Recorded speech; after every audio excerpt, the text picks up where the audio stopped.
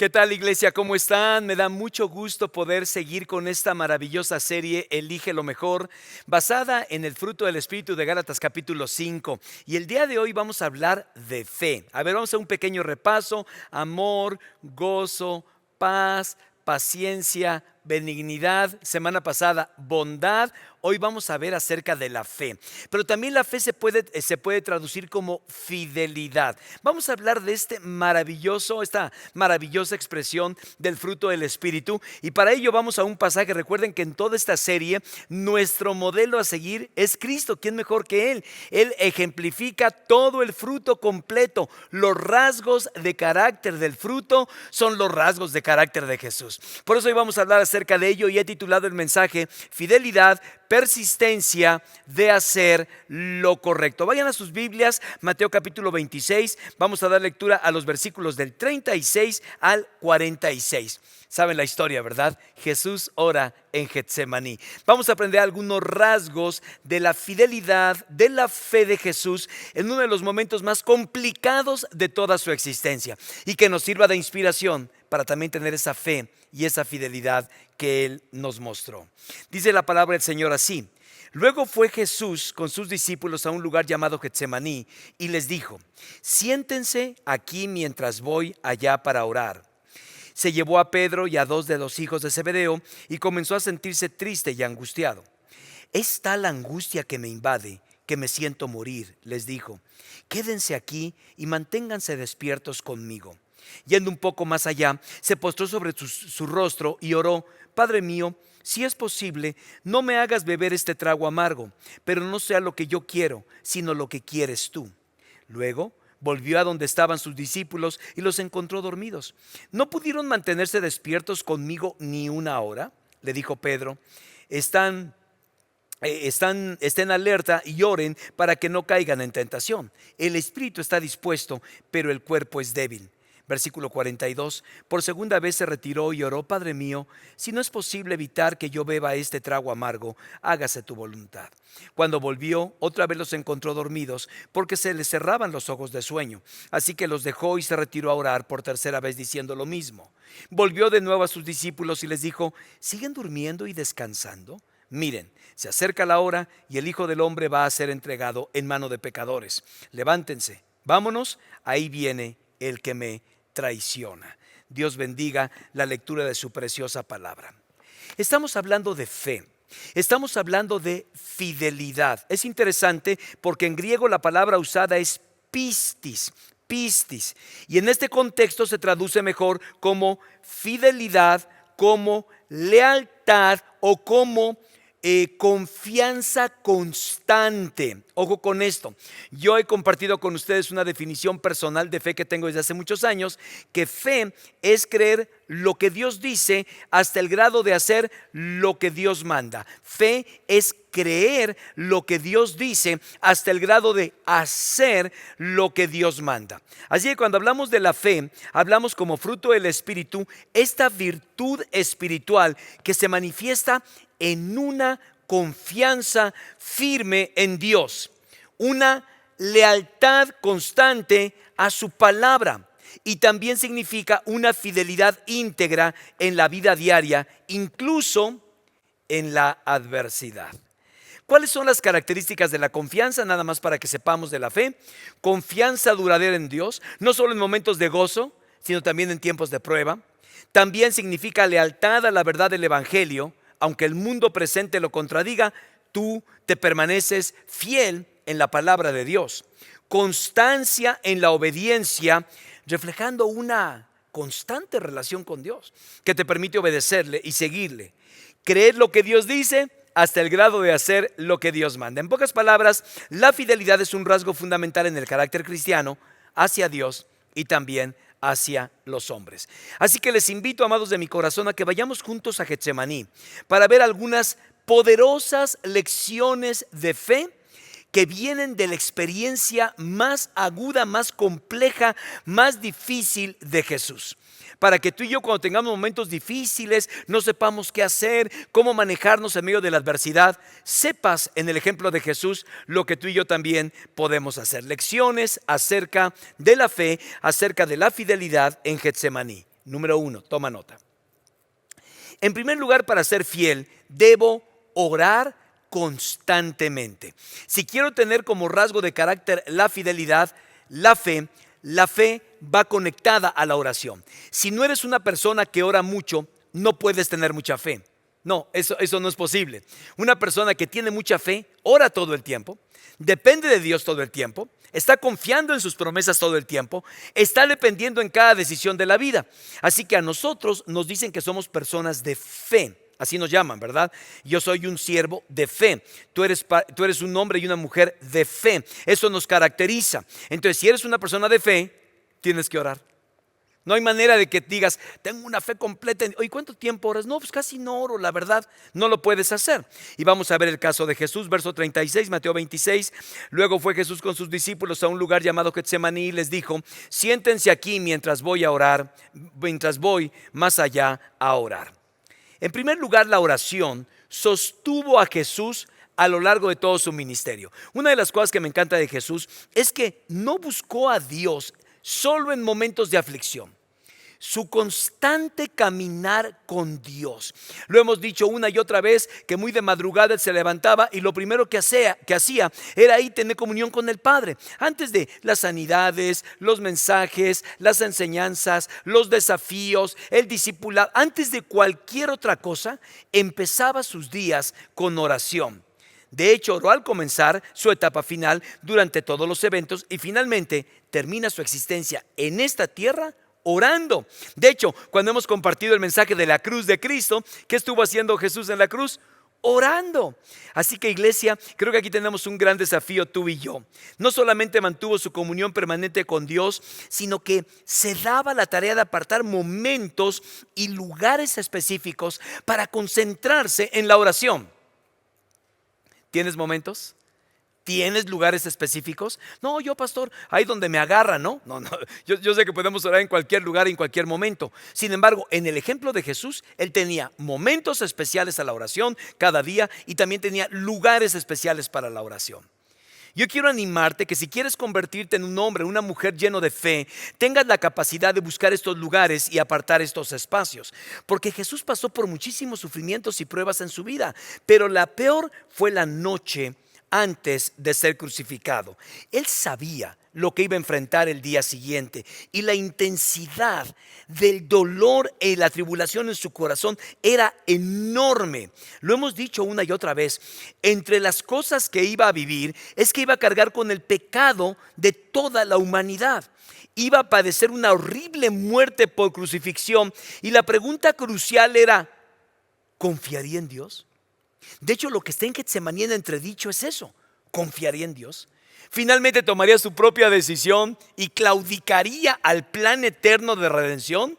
Es más, permíteme decirte esto. Si él hubiera hecho eso, yo no tendría ningún problema, porque era muy obvio que lo que iba a vivir era indecible, sufrimiento con S mayúscula. En pocas palabras, él sabía lo que se estaba enfrentando. Y si él había dicho, Padre, no estoy dispuesto, claro que estaríamos perdidos tú y yo eternamente, pero yo hubiera dicho, es lo más lógico.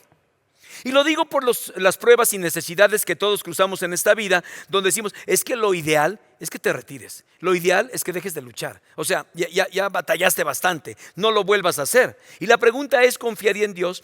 ¿Confiaría en que Dios sabe qué es lo mejor para su vida, aun cuando implicara una muerte extremadamente dolorosa? Piensa por un momento, Jesús luchó con eso. Por eso fue a un lugar llamado Getsemaní. Por cierto, ¿tú tienes tu propio Getsemaní?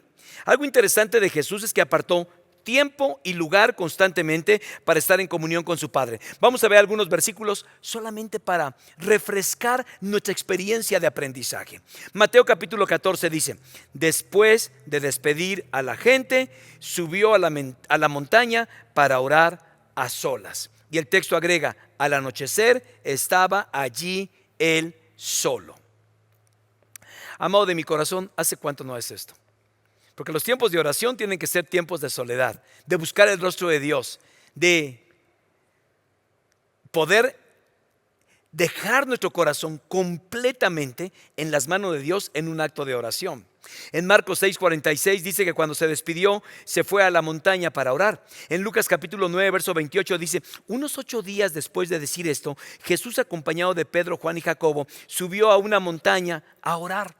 Entonces, si ustedes observan, si yo quiero incrementar y ser una persona de fe, tengo que ser completamente intencional en incrementar mis minutos, mis horas de oración cada día. De hecho, la oración es un acto de dependencia de Dios, porque vas y hablas de tus necesidades, hablas de tus planes, las metas, los objetivos, todo lo que tienes por delante, y lo primero que haces lo pones en las manos de Dios. Es decir, no primeramente haces toda una planeación estratégica en tu empresa, una planeación estratégica en tu vida, en tu matrimonio, y luego vas con Dios. Ahora sí, Señor, quiero poner esto en tus manos. No, querido.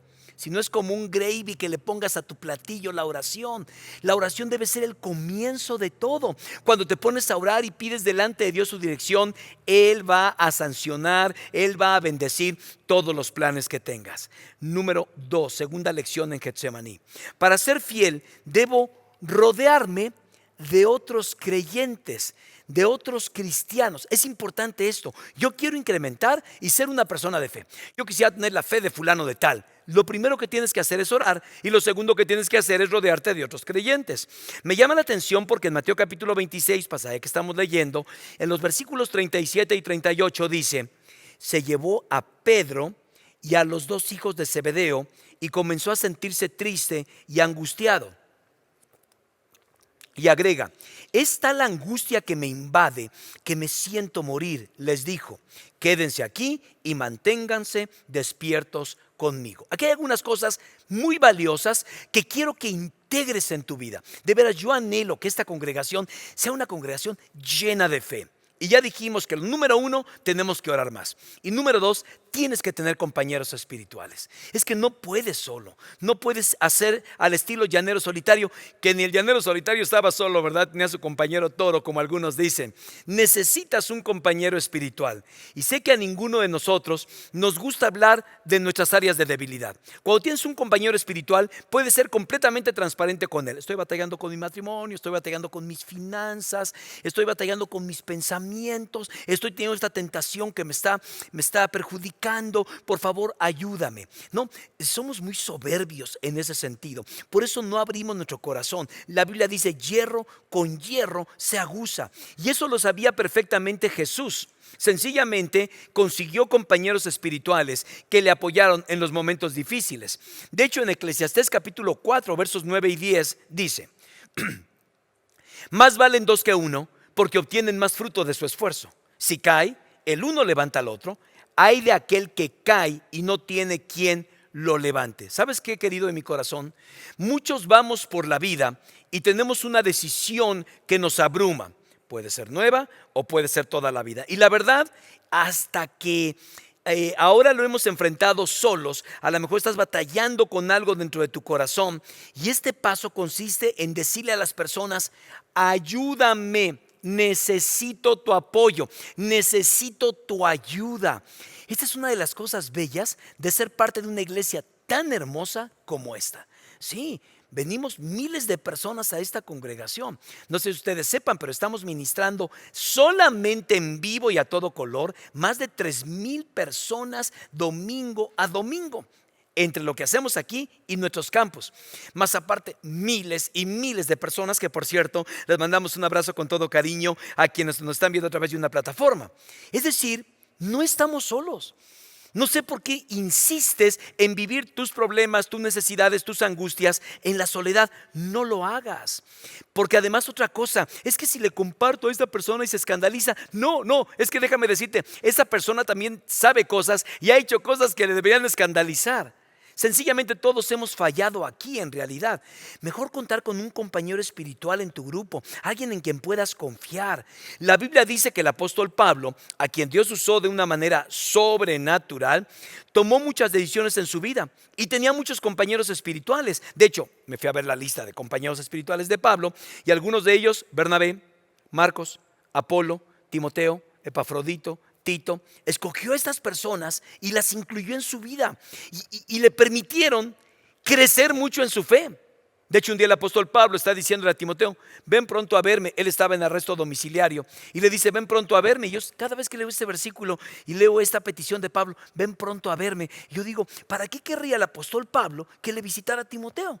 Él estaba en prisión. Entonces, ¿qué? ¿Tenía contactos romanos para ayudarle? No. Oye, a lo mejor Timoteo como hijo espiritual le va a explicar los sufrimientos. No.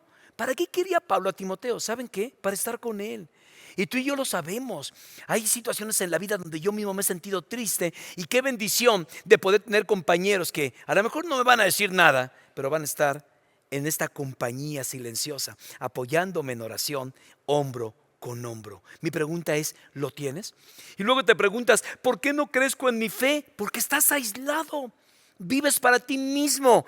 Piensas que el cristianismo es un asunto totalmente aislado de los demás cuando en realidad no lo es así. Incluso Jesús necesitaba amigos cuando tenía problemas. Por eso necesitas un grupo pequeño. Estamos, insiste. Ve a un grupo pequeño y algunos dirán, ay, ya chole con esto de los grupos pequeños, ¿verdad? Pero no tenemos por qué atravesar solo los problemas de la vida. Aún Jesús necesitó amigos. Ahí observen por favor las palabras de Marcos 14:34. Es tal la angustia que me invade que me siento morir. Yo no sé si algún día has llegado a este punto. Yo no, así, de quererme morir, no. He estado triste muchas veces en mi vida, pero no a este nivel. Pero Jesús está en el momento más terrible de toda su existencia. ¿Y qué es lo que dice? Quédense aquí y vigilen. Quédense aquí. Y yo tengo una pregunta para ti. ¿Tienes alguien que se quede junto a ti? O buscas al pastor y el pastor se fue a la cumbre global de liderazgo y estás, no, ¿y ahora quién podrá ayudarme? ¿No? ¿Quiénes son las personas que están a tu alrededor? ¿Tienes amigos que puedan ver en los momentos de angustia? Jesús está sufriendo, está atravesando un sufrimiento muy intenso, se siente casi aplastado por lo que piensa que va a suceder el día siguiente, lo que tendrá que sufrir. Y muchos de ustedes dirían, conozco cómo se debió de haber sentido. El sentimiento que no te permite seguir viviendo un día más. Pero tengo una pregunta. ¿Qué estás enfrentando hoy en la vida y que lo estás haciendo en la necedad de tu soledad? Otra vez, ¿quieres crecer en la fe? Número 1, tienes que orar más. Y número 2, tienes que tener un compañero espiritual. No amigos que te lleven a tomar a la cantina, que te den consejos bizarros y completamente ajenos a la... No estoy hablando de ellos, querido. Que vayas a fiestas, no estoy hablando de ellos. Estoy hablando de compañeros espirituales. Cuando tengas momentos difíciles, qué bueno tener personas que te apoyen en esa necesidad. Número 3, toma nota. Para ser fiel, debo someter mi voluntad a la voluntad de Dios. Mateo capítulo 26, vean lo que dice el verso 39. Yendo un poco más allá, se postró sobre su rostro y oró. Padre mío, si es posible, no me hagas beber este trago amargo, pero no sea lo que yo quiero, sino lo que quieres tú. Aquí veo que Jesús sabía perfectamente la voluntad del Padre para su vida. Él lo sabía. Él sabía que ese momento, ese día en Getsemaní, al otro día en la cruz y aún la resurrección, él sabía perfectamente el plan de Dios. No estaba como, ay, ¿cuál será la voluntad de Dios para mi vida? No, él lo sabía perfectamente. De hecho, en Juan 4:34, nada más para que sepan, dice, mi alimento es hacer la voluntad del que me envió y terminar su obra, les dijo Jesús.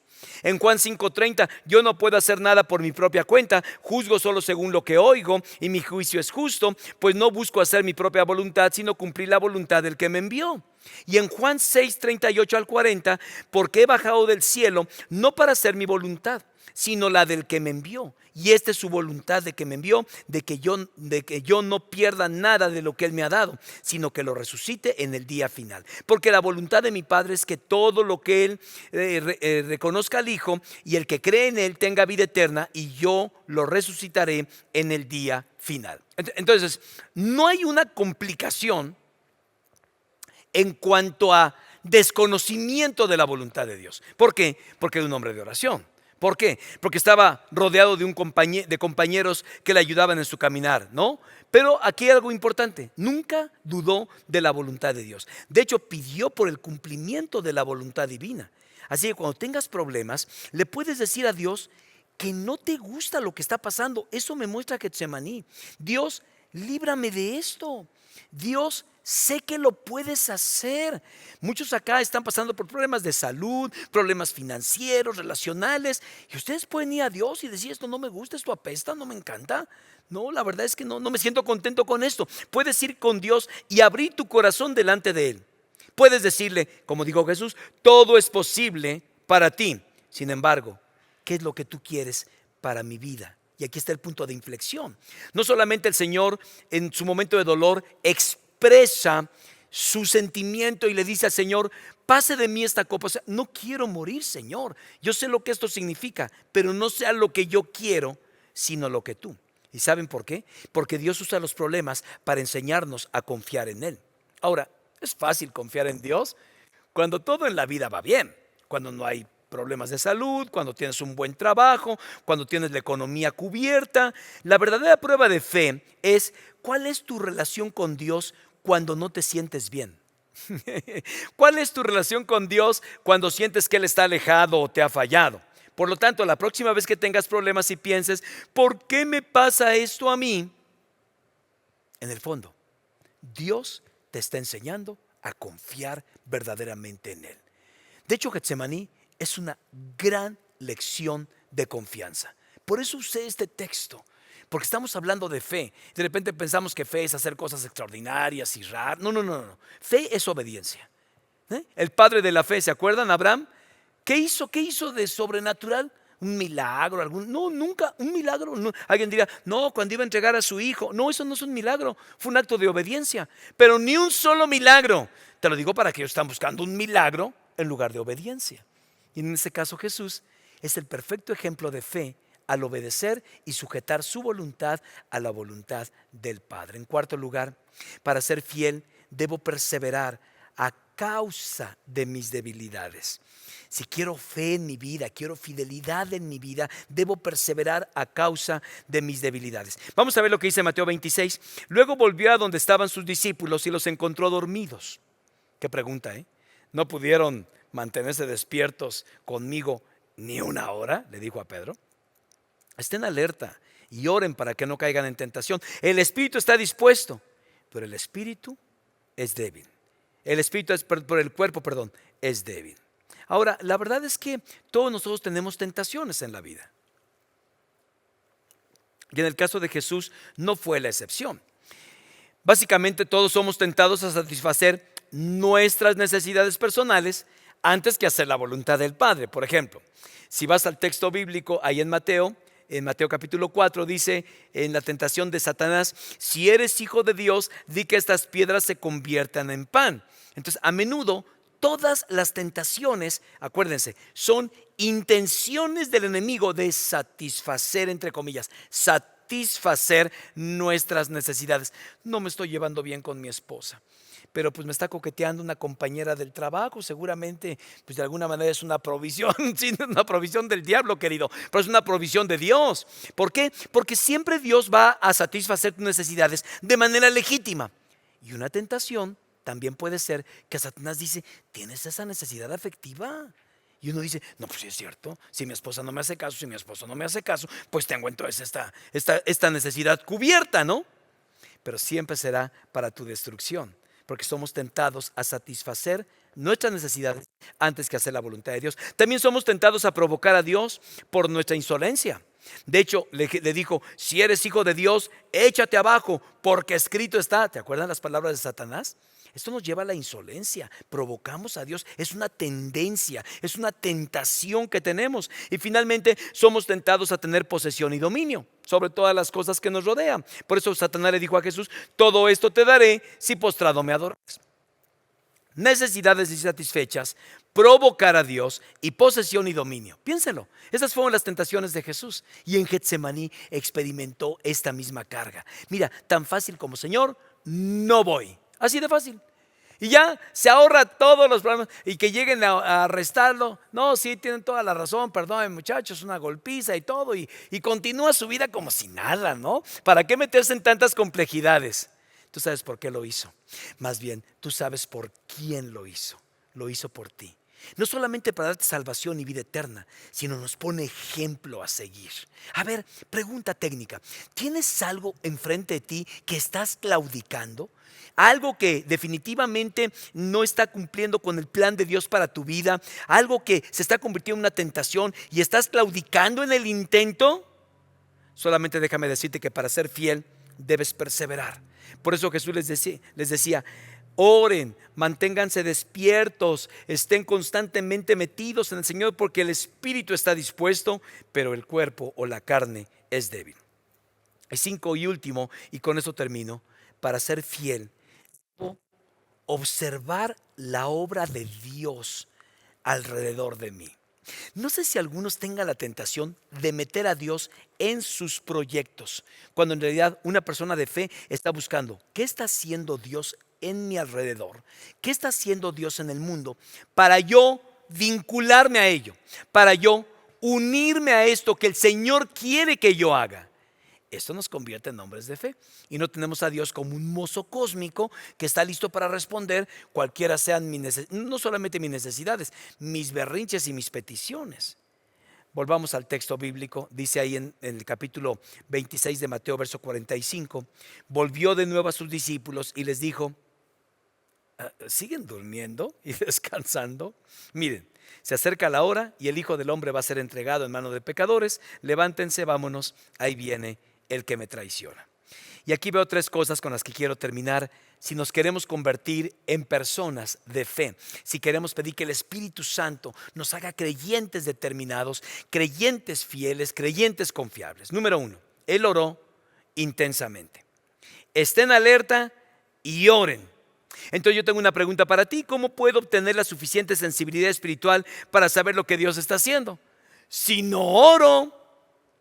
La oración es el medio a través del cual yo me comunico con Dios, pero también es el medio a través del cual Dios pone su presencia en mí, pone sus ideas, pone sus impresiones, pone sus susurros. Piénsalo por un momento, ¿no? Estos tiempos de oración en los que Dios habla directamente a tu vida utilizando su palabra.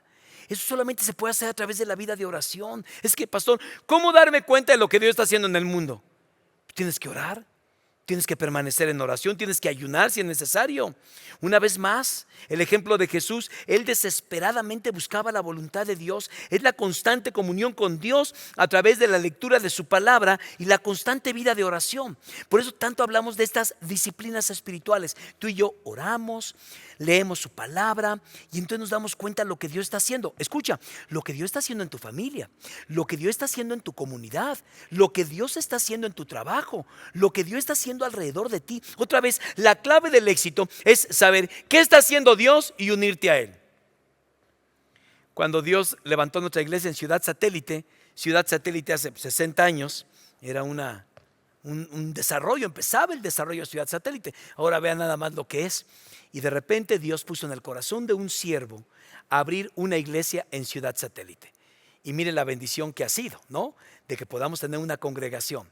Luego, ahí hubo necesidad de poder irnos a Lomas Verdes y de repente empezamos a bendecir toda esta zona.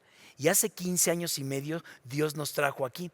¿Y se han dado cuenta cómo está creciendo aquí en Zona Esmeralda todos los desarrollos alrededor? Yo vivo acá muy cerca de la iglesia. Y entonces yo siempre digo a mi esposa, a ver, voy a verlo como colono. Como colono digo, ay, ¿cuánta gente está llegando? Ya no cabemos, ¿no? Estamos llegando. Y luego lo veo como pastor. ¡Wow! ¡Qué bendición! Todas estas personas, todos estos fraccionamientos que están abriendo, donde vamos a llevar el evangelio de Cristo a las personas. ¿Sí? Entonces, tú necesitas tener esa sensibilidad y eso se logra por medio de la vida de oración. Segundo, observar detenidamente. Vean lo que dice lo que dijo Jesús. Miren, se acerca la hora y el Hijo del Hombre va a ser entregado. Aquí estamos entendiendo que es el mismísimo Hijo de Dios. Procuró permanentemente el tiempo de comunión con su Padre y conocía perfectamente. Pues, miren, observen. Miren los campos, están blancos para la siega. Los creyentes que crecen en su fe son los que están observando los tiempos, lo que Dios está haciendo, las circunstancias. No hay coincidencias, hay diosidencias. Y de repente Dios nos trae una persona y otra persona y una familia. Y entonces estás observando que Dios está haciendo algo en medio de nosotros. Pero tienes que observar. Entonces oras y observas. Lees su palabra y observas lo que Dios está haciendo. Quiero animarte a que lo hagas. Porque anhelo tener una congregación con personas llenas de fe, llenas de esperanza, llenas de fidelidad en su vida, que conozcan la voluntad de Dios. Y finalmente enfrentó la lucha decididamente. Enfrentó la lucha decididamente. Me encantan estas frases de Jesús cuando les dice: levántense, vamos, ahí viene el que me traiciona. Qué maravilla. La mayoría de nosotros en situaciones así huimos. Ay, vayamos, no, es demasiado pesado. No, mi matrimonio es un fastidio. No. Criar hijos es de veras muy complicado, etcétera, etcétera. Los desafíos personales.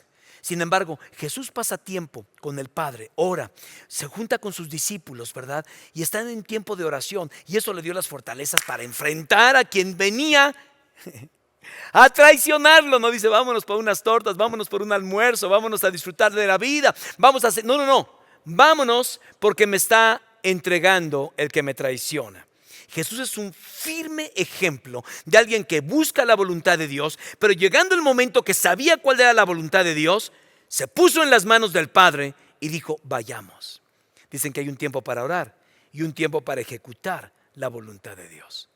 Y por eso Jesús para nosotros se convierte en el mejor ejemplo de fe, de fidelidad. Ahora yo recuerdo las palabras de Jesús cuando de repente los discípulos no estaban aprendiendo a hacer milagros y a predicar, etcétera, y de repente pues fracasaron en el intento, de tal manera que dijeron: aumentanos la fe, aumentanos la fe. Y hoy es una buena mañana, amado de mi corazón, para que tú y yo vayamos delante de Dios y hagamos esta misma oración. Aumentanos la fe. Queremos ser personas de fe, queremos ser personas comprometidas completamente con Dios, que tengamos fidelidad a su palabra, fidelidad a la iglesia, fidelidad en nuestras relaciones, que tengamos determinación de terminar todo aquello que Dios nos ha dado. Por eso tengo un desafío final para toda la iglesia el día de hoy. Obsérvenlo, por favor.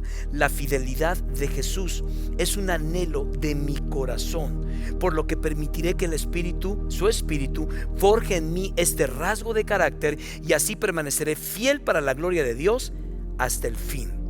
Lo haré en el nombre de Jesús. Si ese es el anhelo de tu corazón, yo te voy a pedir que te unas conmigo a esta oración y decirle: Señor, así como hemos orado para que incluyas y pongas en nuestra vida el amor, el gozo, la paz, paciencia, benignidad, bondad, ahora la fe, Señor. Quiero ser un hombre de fe, quiero ser una mujer de fe. Pídeselo con todo tu corazón y Él está más que dispuesto a convertirte en un gigante de la fe. Señor y Padre, gracias por tu palabra. Gracias porque sabemos que no va a volver vacía, porque esa es tu promesa. Y hoy, Señor, queremos ser hombres y mujeres de fe. Ayúdanos a confiar completamente en ti, a tener una determinación, Señor, que nos permita llegar hasta el final en nuestra carrera. No importa tanto cómo vayamos desarrollando la hora, lo que más importa es cómo vamos a terminar. Y queremos ser fiel hasta la muerte, para que tú nos des la corona de la vida.